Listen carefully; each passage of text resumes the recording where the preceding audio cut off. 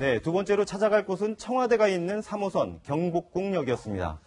안경환 법무장관 후보자가 어제 허위 혼인신고 논란과 관련해 결국 후보직 자진 사퇴를 했습니다. 네, 어제 하루 동안 과연 청와대에선 무슨 일이 있었을까요? 계속해서 세명대 이상희 교수 모시고 이야기 나눠봅니다. 어서 오세요. 안녕하세요. 예. 이게 문재인 정부 출범 37일 만의 낙마였죠. 네. 사실 가장 큰 시련이 닥친 걸로 볼 수도 있는데 참 숨가쁘게 들어갔던 하루였는데 문재인 정부 1호 낙마했습니다. 어떤 의미를 가지고 있다고 보십니까?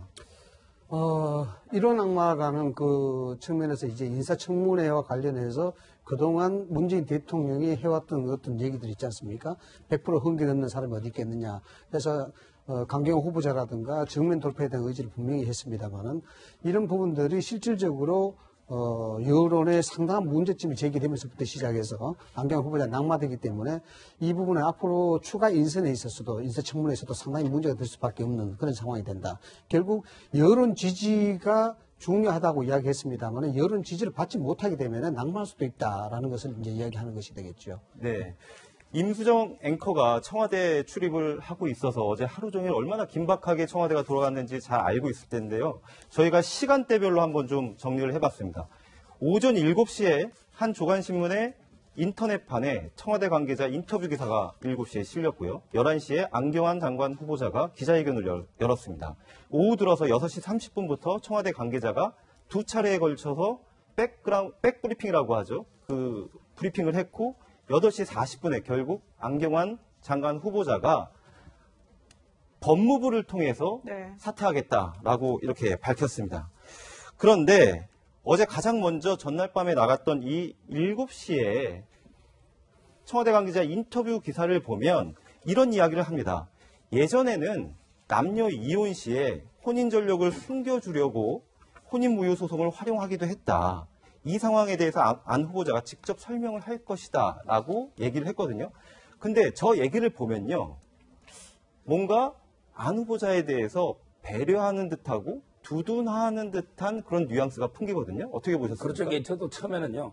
방송할 때 저는 청와대 해명을 믿고 왜냐하면 이게 저도 혼인무효 소송을 한 3번 정도 해봤는데 전부 이게 이혼을 경력을 세탁하기 위해서 왜냐하면 실제 스토커나 완전히 뭐 좀 이상한 분 아니면 남하고 이게 무단으로 위조해서 혼인신고하는 경우는 거의 없잖아요.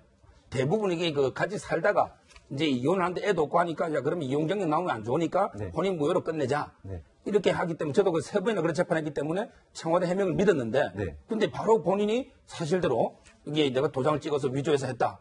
본인이 해명을 했고 또 이게 여러 정황상 보니까 그분의 해명이 맞는 것 같아요. 그러면 저는 이게 청와대에서 이게 과연 이게 알면서 그랬는지 아니면 이게 진짜 뭐 실수인지 그 부분 이게 분명히 한번 따져봐야 되고 어떤 경위로 청와대가 그렇게 해명했는지 잘못 알았는지는 만약에 안경환 후보자가 청와대에 잘못 말했거나 아니면 이게 청와대에서 알면서도 거짓을 했거나 이건 한번 따져봐야 된다고 봅니다. 네. 자, 뭐 40여 년 전의 일이라고는 하지만 사실 적지 않은 국민들이 놀란 게 사실이거든요. 안경환 이제 전 후보자가 됐죠. 어제 그 혼인 뭐 무효 소송에 대해서는 이렇게 또 설명을 했었습니다. 전적으로 저희의 잘못으로 변명의 여지가 없는 행위였습니다. 그 후로 저는 오늘까지 그때의 그릇된 행동을 후회하고 반성하며 살았습니다. 근데 물론 뭐 이렇게 기준이 없겠습니다만은 법무부 장관 후보자였기 때문에 더 문제가 되는 거 아니었겠습니까? 그렇죠. 우리가 뭐 일반인이 그냥 법을 모르는 사람이 그렇게 했다라면 또 뭐 어떤 한편 이해가 되겠지만 안경환 후보자는 전 후보자는 누구냐면 바로 서울대 법대를 졸업을 했습니다. 그리고 또 법학도 했습니다. 자, 그런 상황에서 이 일이 터진 것이죠. 그러니까 아까도 말씀하셨지만은 저도 처음에는 청와대 설명도 듣고 어떤 안경환 후보자 좀 선의 어떤 그 여자분의 어떤 뭐 경력을 좀 세탁해 주기 위해서 했던 것으로 사실 이해를 했는데 안경환 후보자가 기자회견을 하는 걸 보니까 그게 아니라 오히려 본인이 적극적으로 사실 그 여자분이 혼인신고를 했다. 어떤 가짜 도장을 만들어서 이렇게 한다 보면 이거는 사실 법을 알고 있는 사람으로 보면 이건 범죄 행위지 않습니까? 사문서 및 동행사 그런 혐의가 되고 이 보니까 뭐 1,000만 원 이하 벌금이라든지 5년 이하 징역이라든지 상당히 형도 센 그런 것이에요. 그리고 또 그래서 그 사람을 위해서 했다고 하더라도 또 위증죄에 또 해당된다고 하더라고요. 그러니까 어떤 식으로 하든지 간에 이건 다 범법 행위라고 하지 않겠습니까? 근데 또 정황을 보니까 당시에 왜 그러면 형사적으로 처벌 안 받았냐 보니까 그 여자분의 아버지가 앞으로 법조인의 길을 갈 건데 혹시 이런 그 혐의 자체가 문제가 될 수 있다. 그래서 형사적으로는 아마 그쪽에서 좀 배려를 해서 안 걸었던 것 같아요. 네. 그러니까 그런 상황이다 보니까 어떤 면에서 본다면 법무를 담당하는 법치를 담당하는 법무장관이 과연 그 아무리 어렸을 때라고 하지만 그럼 다 성인이지 않습니까? 25살, 6살 할 때니까. 그런 상황에서 어떻게 이런 걸 했느냐. 그리고 또 이런 것을 지난 2006년도에 국가인권위원장 할 때 사실 이 상황이 좀 이야기가 됐었습니다. 2006년. 그렇죠. 2006년 국가인권위원장도 물론 청문회는 없었지만 이 부분에 해명이 있었다고 그래요. 그럼 그때 해명은 어떻게 했는지, 혹여 그때 해명을 아까 말씀하셨던 그런 식으로 해명을 하지 않았었는지, 그래서 청와대는 그때 해명만 믿고 그냥 이런 것이기 때문에 넘어가도 된다 이렇게 판단한 것은 아닌지, 그건 뭐냐면 본인의 해명이 달랐다는 것이거든요. 그러면 본인이 거짓말을 했거나 말을 다르게 했거나 청와대가 한 번 다시 더 조사 안 했거나 그 조사하지 않은 이유는 바로 검증 담당자인 조국 민정수석의 학교 은사였기 때문에 혹시 안 한 것이 아닌가. 네. 이런 여러 가지 또 의혹이 다시 나오는 것이죠. 네. 결국은요, 법적으로. 지금 여기 그런 일이 있을 수 있어요. 옛날에는 바로 이게 고소 안 하고도 혼인무효소를 받아줬거든요. 그래서 이게 그 이혼 세탁 악용하는 경우가 많아서 지금은 이제 이거 반드시 사문서 위조, 그 다음에 이거 공정정서 원본 부실 기재죄가 돼요. 네. 따라서 이게 형사고소를 해가지고 이 사람이 이게 처벌돼야만 혼인무효를 받아줍니다. 이제는 이제 처벌 안 받고 그래 되는 경우는 없을 겁니다. 네. 결국 8시 40분에, 오후 8시 40분에 장관직 후보에서 사퇴를 하긴 했지만 11시 기자회견에서 사퇴 여부를 묻는 질문에는 이렇게 답했습니다. 국민의 여망인 검찰개혁과 법무부의 탈검사를 반드시 이루겠습니다. 인사청문회에서 제 70평생을 총체적으로 평가해 주시기 바랍니다. 네, 어제 많은 그 질의응답이 기자하고 안경환 후보하고 사이에서 이렇게 오갔는데 그중에서 보면은 제 기억나는 게 음주운전도 있었고요. 그리고 또 혼인무효 소송과 관련한 이야기도 있었는데 방금 얘기했듯이 지금은 반드시 처벌받지만 당시로서는 자신은 이게 형사고소 또는 형사처벌의 대상까지는 아니었기 때문에 법무부 장관직을 수행하는 데에는 흥결이 없다라고 판단을 한다라는 취지로 계속 얘기를 했거든요. 그런데 사실은 가장 높은 수준의 준법 의식을 가지고 있어야 되는 법무부 장관이 저거를 가지고서는 사실은 이게 흥결이 될 수는 없다라고 얘기를 하는 거에 대해서 상당히 논란이 됐었습니다. 비판을 받을 수밖에 없는 논리죠. 그렇지 않겠습니까? 본인이 자의적으로 그렇게 희망사항으로 이야기를 할 수밖에 없는 그런 상황인데, 다들 지적하셨습니다만은 지금 문재인 정부의 가장 절대적 과제가 검찰개혁이고, 그 검찰개혁을 지휘해야 될 사람이 법무부 장관 아니겠습니까? 근데 법무부 장관이 위법과 탈법에 대한 의혹이 있는 그 사실을 가지고 개혁 작업을 한다. 이건 사실 의문성설을 봐야 되겠죠. 뭐냐 그러면은 우리가 정권마다 개혁에 대한 얘기를 많이 하는데 개혁이 많이 실패에 돌아갑니다. 그 실패에 대한 원인 자체가 개혁 대상들이 개혁을 하면 안 되는 거예요. 네. 어쩌면은 안경환 전 후보자 같은 경우에는 이러한 어떤 탈법과 위법적 의혹 사실이 있는 상황에서 본다 그러면은 개혁적 대상이 될 수가 있는 거거든요. 그런 사람이 검찰 개혁과 법무부 개혁을 한다? 이거는 국민적인 신뢰 자체가 담보가 되지 않는 거기 때문에 어렵다고 판단할 수밖에 없는 겁니다. 네.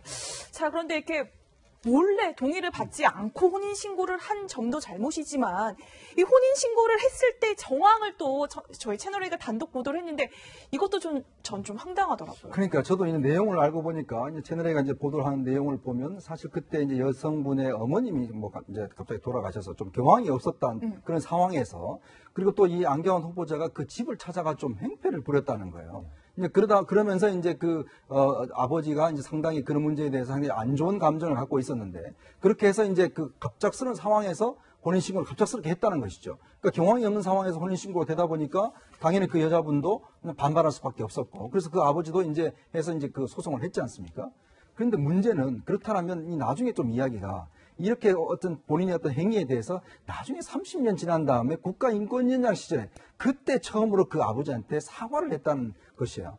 그러니까 그런 걸 보면 사실은 본인은 이야기했지만 본인이 평생 동안 마음에 짐이 됐다 이렇게 이야기를 하는데 그때의 어떤 문제를 왜 30년 지난 다음에 그때서야 또 사과를 했는 것인지, 또 그때 당시에 단지 그냥 치기어린 걸로 그냥 도장을 만들어서 그냥 한 게 아니라 그 집에 가서 굉장히 좀 적극적인 좀 행위를 했다는 거, 이런 것들로 보면 실제로 이것들이 나타나는 현상보다는 더 심각했던 상황이라는 게 이제 지금 정황상 좀 드러나는 것이고, 아마 제가 볼 때는 갑작스럽게 본인이 이렇게 이제 사퇴를 한 이유도 보면 그 구체적인 내용 자체가 이제 점점 더 언론을 통해서 드러나고, 또 이 문제가 아들의 지금 입학 문제까지로 또 지금 대학교 입학 문제까지 좀 확대가 됐지 않습니까? 네. 그래서 제가 볼 때 어제 아마 갑작스럽게 한 이유도 아마 그런 상황 자체가 이제 도저히 본인이 어떤 막을 수 있는 상황을 좀 넘어섰다. 이제 그리고 또 본인의 가족까지로 또 확산되는 이런 상황에서 좀 저는 조기에 좀 낙마한 것이 아닌가 이렇게 보여집니다. 네.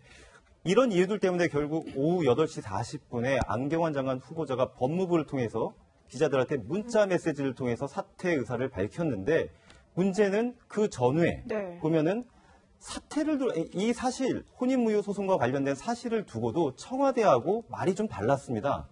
어제 청와대 관계자가 다시 말씀드리지만 안경환 문제, 결국에는 혼인무효 소송과 관련된 문제이죠. 저 사실을 몰랐다라고 얘기를 했는데, 안경환 후보자는 11시 기자회견에서 일주일 전쯤에 알렸다고 또 얘기를 했거든요.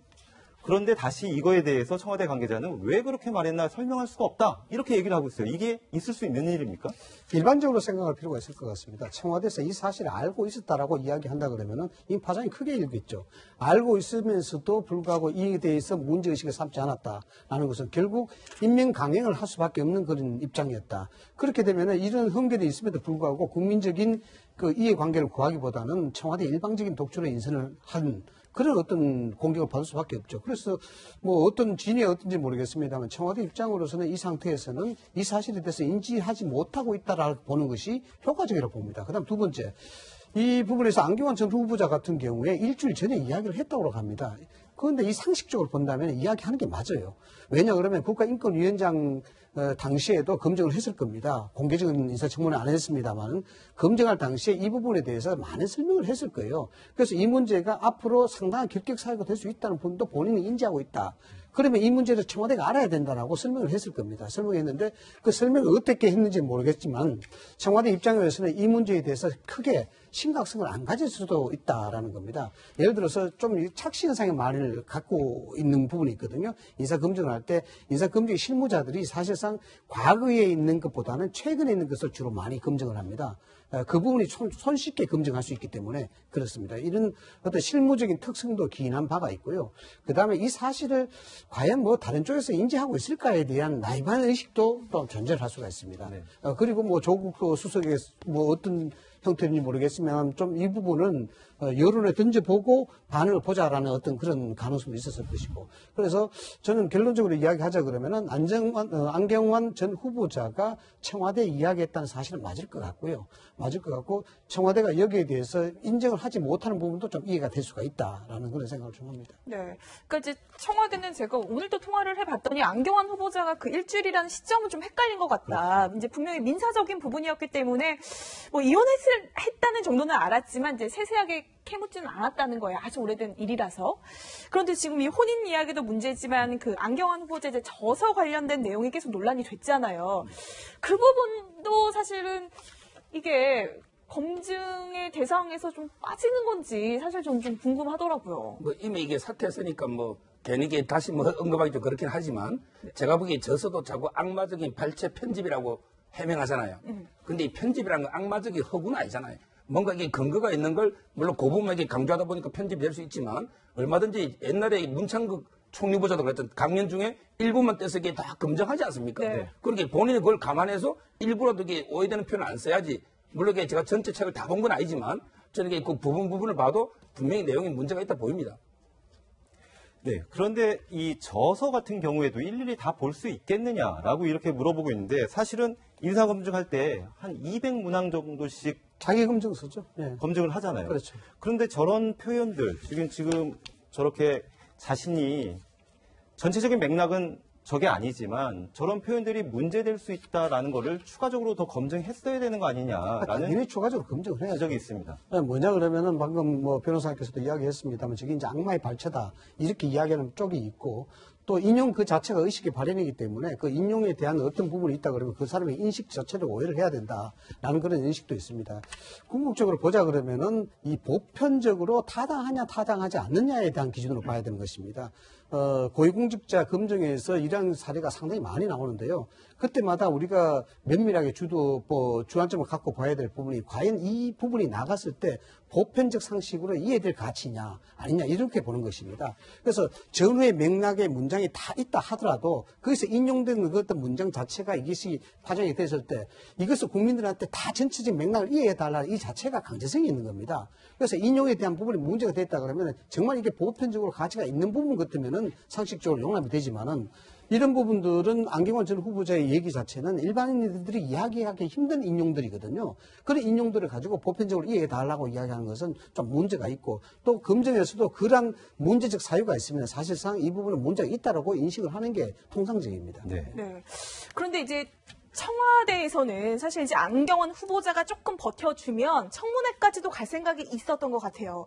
그러니까 그 배경에 깔린 생각이 뭐냐면 도대체 그 40여 년 전에 된 사건이 이렇게 언론에 나올 수 있었던 이유가 뭐냐. 네. 이거 누군가 일부러 흘린 거 아니냐. 안경환 후보자도 이런 뉘앙스의 발언을 어제 하긴 했었거든요. 그렇죠. 저는 아마 안경환 전 후보자 같은 경우는 사실 이제 저는 문재인 대통령이 직접 인사라고 봐요. 네. 왜냐하면 뭐 사실은 문재인 대통령의 어떤 뭐 정치적 정신적 멘토라고까지 이야기 될 정도니까 사실 그런 측면에 봤을 때는 조금의 어떤 그 검증하는데 좀 문제가 있었다고 보여지고 문제는 이제 이 40년 전의 문제를 어떻게 이제 할 것이냐. 지금 지금 여당에서 얘기를 하는 게 이거 혹시나 내부에서 지금 검찰 개혁을 막기 위해서 의도적으로 한 게 아니에요. 왜냐하면 이게 40년 전의 가사 사건이지 않습니까? 네. 물론 판결문 자체는 다 볼 수 있지만 가사 사건 같은 경우는 사실은 그 어떤 내부적인 가족 간의 내용이기 때문에 사실 이제 좀 제한적일 수는 있습니다. 그러나 지금 이제 주광덕 자유한국당 의원이 이걸 이제 입수를 해서 했는데 주광덕 의원 같은 경우도 사실 이걸 이제 대법원에다가 요청을 했고 대법원 쪽에서 이제 이게 아직까지 1973년도에 이제 이 그 판결문은 아직까지 데이터베이스가 되어 있지 않대요. 그래서 직접 이제 그걸 찾아서 이제 주광덕 의원한테 보낸 것이고 거기에는 중요한 사람 이름은 다 이제 익명 처리해서 이렇게 보냈다는 것이거든요. 근데 사실은 그 검증하는 그 어떤 검증위원들 같은 경우는 충분히 저는 이런 걸 당연히 볼 수가 있습니다. 내용 안다라면. 그리고 이 검증을 해보면요.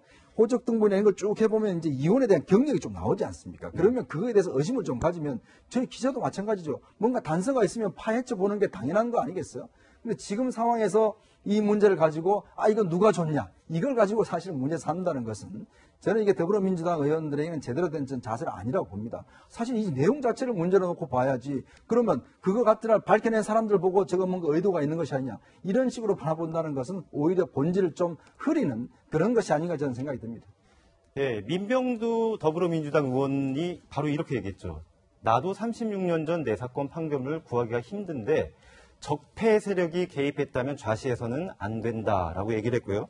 최민희 전 의원 같은 경우에는 김기춘 실장 때 정무비서관 했던 주광덕 의원 어디서 40년 전 자료 구했나라고 얘기를 하고 있습니다. 근데 지금 잊혀지지 않는 사건이 있는데 판결문 내용에 대해서는 별로 문제를 삼지 않는데 저게 어떻게 유출됐는지에 대해서 설명을 하고 있거든요. 뭔가 연상되지 않습니까? 어느 부분이 그런데 제가 보기에 저는 유출을 문제 삼는 거는요 한마디로 그 본말이 전도됐다 이렇게 보는 거고요. 그건 아주 지엽적인 문제예요. 유출 경위는 물론 이제 우리 가사소송법 10조에 보면 뭐라 되어 있냐면 이게 그 가사 사건들은 이게 신문 잡지 그 밖에 출판물에 게재하거나 방송할 수 없다. 그러게 재판 당사자나 이해관계자가 아니면 열람할 수 없다. 이런 조문은 있어요. 그러기 그에 대한 벌칙도 있어요. 2년 이하의 징역, 100만 원의 벌금 벌칙도 있는데 근데 주광덕 의원은 뭔가 이 청문회 검증을 위해서 국회의원으로서 그 자료를 요구한 거고요. 바로 이게 직접적으로 언론 보도나 그걸 하기 위한 이게 아니잖아요. 따라서 저는 정당하게 요구했고 준 거고 그게 청문회 과정에서 질문하고 그걸 가지고 이건 아무런 법적으로 저는 이게 문제가 없다. 이렇게 보입니다. 우리가 정윤회 문건 사건 때 정윤회 문건의 그 내용보다는 유출 경위가 가지고 검찰에서 집중적으로 수사해서 결국 구속했지 않습니까? 똑같네요. 이 똑같은 게 아니겠습니까? 사실은 그 내용을 가지고 우리가 따져봐야지 이 유출 경로만 가지고 누가 잘못했가 따져서 결국 이 사태까지 국정농단 사태까지 온 거 아니겠습니까? 그러니까 지금 이 사건도 마찬가지죠. 결국 40년 전에 그 일 자체 분명히 있은 거 아닙니까? 있는 상황을 갖다가 들춰낸 건 누구의 해석은 들춰낼 수가 있는 것이고 누구나 공개할 수 있는 것이죠. 근데 그걸 문제를 지금 적폐 세력이 공개를 했고 됐건 뭐 적폐 세력이 아닌 사람이 공개했건 간에 그건 저는 별 문제가 아니라고 봅니다. 저는 결국 이 사건의 본질을 좀 봐야 되는데 자꾸 민주당 의원들이 이걸 갖다가 다른 쪽으로 지금 문제를 회피하려고 하는데 저는 그거는 올바른 접근법이 아니라고 봅니다. 네. 이 서정욱 변호사께서 이제 가사소송법 얘기를 해주셨는데 저희 취재 기자한테 한번 물어봤어요. 이 사안이 사실은 주광덕 의원만 대법원에 판결문 요청을 한 게 아니고 당시에 많은 취재 기자들이 이 사건에 대해서 알고 있어서 동시에 판결문을 좀 볼 수 있겠느냐라고 대법원에 요청을 했는데 가사소송법에 보도 금지 조항이 있기 때문에 사생활 침해가 될 수 있고 그래서 기자들한테는 줄 수가 없다. 대신에 주광덕 의원은 인사검증의 목적이기 때문에 전달을 했다라고 설명을 하고 있더라고요. 그런데 이제 일단 유출 문제는 이 정도로 정리가 되는 것 같습니다. 어쨌든 문재인 정부의 1호 낙마 사례가 나와가지고 이걸 돌파해야 되는데 강경화 장관 임명을 강행하려고 하는 의지가 또 있는 것 같아요. 그렇게 되면 더 전국이 그렇죠. 예. 냉랭해지는 거 아닌가라는 그런 느낌이 들거든요. 강경화 후보자에 대해서 정면 돌파 의지를 표명했을 때 이러한 일이 생기지 않았을 때 아니겠습니까? 충분히 정면 돌파할 수 있는 걸 여론이 되고 또 강경화 후보자에 대한 긍정적인 인지, 긍정적인 여론이 많다. 이런 부분에서 아마 문재인 정부 쪽이 자신감을 얻은 것 같습니다. 그런데 결국 강경화 전 후보자의 이런 사건이 터지면서 인사청문회 전체 그리고 인사 행위 자체에서 이제 문제가 생기고 있다라는 것이 이제 인지가 되고 있는 부분이죠. 그렇기 때문에 강경화 후보자에 대한 부분들을 어떻게 강행할지는 두고 봐야 되겠습니다만 상당히 부담을 갖는 건 사실인 것 같아요. 그러나 이제 오늘 아침 언론이라든가 어제 저녁에 기류를 살펴보면은 이제는 인사추천위원회를 구성을 하겠다라고 이제 이야기를 하고 있지 않습니까? 그리고 초기에 인사량이 너무 많았기 때문에 이를 감당하기가 힘들었다라는 건데 이 맥락 자체는 결국 이 문제의 시스템에 대한 개선으로 돌파하겠다는 의지거든요. 네. 더군다나 이 조국이라든가 또 인사수석에 대한 책임론이 불거지기 때문에 이 부분에 대해서 일정 선을 그어줘야 되는 그런 부분이 있단 말입니다. 그런 측면에서 이제 그러한 형태의 청와대 이제 반응이 나오고 있는데 아무튼 이것이 상당히 이제 야당으로서는 상당한 공격적인 빌미를 잡은 형태가 되는 겁니다. 그래서 강경화 후보자에 대한 정면 돌파를 강행할 시에는 여기에 기름에 불을 붙이듯이 상당한 화력을 얻게 되는 셈이 된다. 야당 입장에서는 그렇게 봐야 되겠죠. 네. 그러니까 또 일각에서는 이제 청와대 그리고 문재인 대통령이 이제 개혁을 너무 앞세운 나머지 뭐 인사 검증이나 이런 부분은 상대적으로 지금 소홀하게 생각한 것 아니냐 이런 지적도 있는데 이제 어제까지만 해도 청와대 뭐 6시 반, 7시 40분 뭐 백브리핑 할 때도 이제 그냥 강행하는 분위기였는데 이제 1시간 만에 이제 분위기가 바뀐 거란 말이에요. 이게 어느 정도 이제 청와대에서도 좀 안 후보자 카드를 버리기는 쉽지 않았을 텐데 좀 부담이 됐다 이렇게 볼 수 있을까요? 그렇죠. 지금은 일단 전체 인사 내용을 좀 보면 그러니까 처음에 초기에 어떤 뭐 좀 파격적인 어떤 대탕평의 인사나 이런 어떤 것들이 실제로 지금 이제 세 차례 걸친 그 장관 후보자 인사 발표를 보면 점점 이제 어떤 자기 사람이 있죠. 그리고 또 자기 사람의 흠결은 문제되지 않는다. 이런 쪽으로 지금 점점 가고 있는 것 같아요. 이게 어떤 면에서 보면 지금 이제 그 대통령에 대한 지지도가 뭐 80% 이상을 선회하고 있지 않습니까? 그렇기 때문에 뭐 우리가 이 정도 되는 것은 뭐 국민들이 이해할 것이다. 이런 쪽으로 좀 생각을 자꾸 하는 것 같은데 저는 이건 좀 착각이라 봅니다. 지금 보면 조대엽 지금 고용노동부 장관 후보자 같은 경우는 음주운전에다가 또 뭐냐면 임금체불이 있어요.